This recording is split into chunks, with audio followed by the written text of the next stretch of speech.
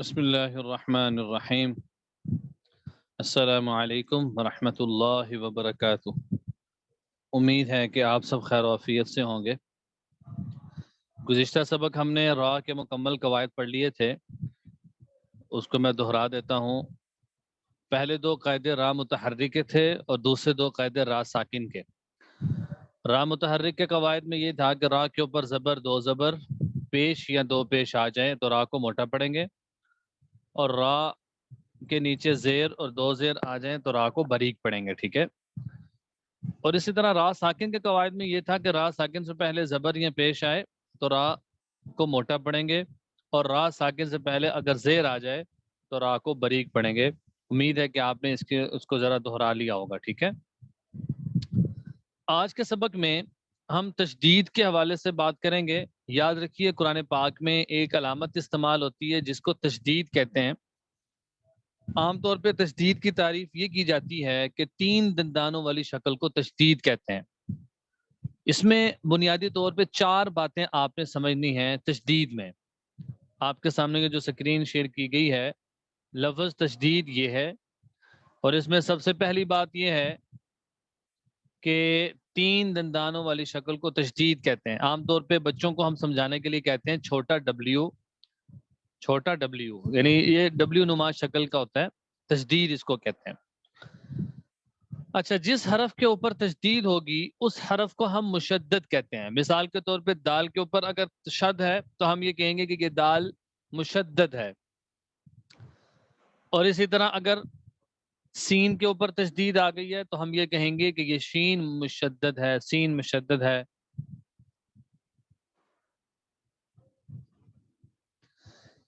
تیسرے نمبر پہ یہ بات آتی ہے کہ یاد رکھیے جو مشدد حرف ہے وہ دوبارہ پڑھا جاتا ہے، یعنی اس کو ہم دو دفعہ پڑھتے ہیں، ون ٹائم سیکنڈ ورڈ کے ساتھ اور ایک مرتبہ دوسرے حرف کے ساتھ۔ مثال کے طور پہ آپ حمزہ با زبر اب، با زبر با، اب با، اب دیکھیں یہاں پر با ہے، پہلے ایک مرتبہ آپ پچھلے حرف کے ساتھ اس کو ملا کر پڑھ رہے ہیں اور دوسری مرتبہ اگلے والے حرف کے ساتھ ملا کر آپ پڑھ رہے ہیں۔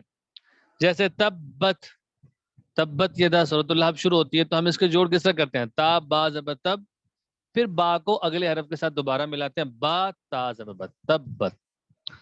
تو تیسرے نمبر پہ بات آپ نے یہ سمجھی ہے کہ یہ جو مشدد حرف ہے اس کو اگلے والے حرف کے ساتھ ملا کر پڑھتے ہیں، ایک مرتبہ پچھلے والے حرف کے ساتھ اور ایک مرتبہ اگلے حرف کے ساتھ۔ یہ دیکھیں مشدد حرف دو بار پڑھا جاتا ہے، ایک مرتبہ اپنے سے پہلے والے حرف متحرک کر کے پڑھیں گے اور دوسری مرتبہ اپنی حرکت کے ساتھ، جیسے حمزہ با زبر اب، با زبر با ابا، انہوں نے مثال بھی دی ہے۔ چوتھے یہ بات سمجھے تشدید میں کہ جو بھی حرف مشدد ہوگا، جس کے اوپر تشدید ہوگی، اس کو سختی اور جماؤں کے ساتھ ادا کرنا ہے۔ یعنی جہاں پر تشدید ہوگی، اگر آپ سورۃ الحب ہی کی مثال لے لیں، تبت یدا، تبت، سورۃ تکویر شروع کرتے ہیں اذا الشمس، اب کوئی اس طرح پڑھے اذا الشمس نہیں، ہمیشہ اس کو سختی اور جماؤں کے ساتھ ادا کرنا ہوتا ہے۔ والشمس وضحاها، ٹھیک ہے، بہت ساری مثالیں۔ سورۃ الضحیٰ شروع کرتے ہیں والضحیٰ، والضحیٰ۔ تو یہ چوتھی بات ہے کہ مشدد حرف کو سختی اور جماؤں کے ساتھ ادا کرنا پڑے گا۔ خلاصہ یہ ہوا تشدید کا کہ تین دندانوں والی شکل کو تشدید کہتے ہیں۔ جس حرف پر تشدید آ جائے گی اس حرف کو مشدد حرف کہا جاتا ہے۔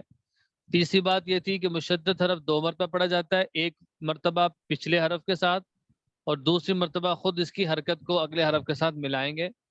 چوتھی بات یہ ہے کہ مشدد حرف کو سختی اور جماؤں کے ساتھ ادا کیا جاتا ہے۔ اگر ہم اس کی پریکٹس کریں، یہ جو آپ کے سامنے صفحہ ہے اس میں انہوں نے پریکٹس بھی ساتھ دی ہے۔ حمزہ با زبر اب، با زبر با اب با، حمزہ با زیر اب، با زبر با ابا۔ یہ جو پوری تختی ہے انہوں نے تشدید کی مشق کروائی ہوئی ہے۔ اپنے طور پہ بھی اگر کوئی کرنا چاہتے ہیں، پی ڈی ایف فائل موجود ہے آپ کے پاس، پوری تختی کی آپ پریکٹس کر سکتے ہیں۔ اس کا فائدہ یہ ہوگا کہ یہ جو مشدد حرف ہے اس کی ادائیگی کا طریقہ آپ کو واضح طور پہ آ جائے گا اور اس کی مشق ہو جائے گی۔ اب جب قرآن پاک میں آپ پڑھ رہے ہوں گے تو پھر اس کا فائدہ یہ ہوگا کہ جب بھی کوئی مشدد حرف آئے گا تو پھر پریشانی نہیں ہوگی، اس کو سختی کے ساتھ پڑھا جائے گا، اس کو دو بار پڑھا جائے گا اور پچھلے والے حرف کے ساتھ اس کو واضح ملایا جائے گا، ٹھیک ہے۔ یہ تشدید کے حوالے سے آج گفتگو کی گئی ہے، تو اگر کوئی اس کے متعلق سوال ہو تو آپ سوال بھی کر سکتے ہیں۔ آپ پہلا کام یہ کریں کہ اس کو ذرا دہرا لیں گے، جو 4 باتیں ہیں ان کو نوٹ بھی کر لیں، جو لکھ رہے ہیں وہ نوٹ کر لیں، یاد بھی کر لیں، اور اگر کوئی چیز سمجھ نہیں آتی تو وہ پوچھ لیں۔ ابھی 1 منٹ کی بریک ہے، آپ اس کو ذرا اس کو دہرائیں۔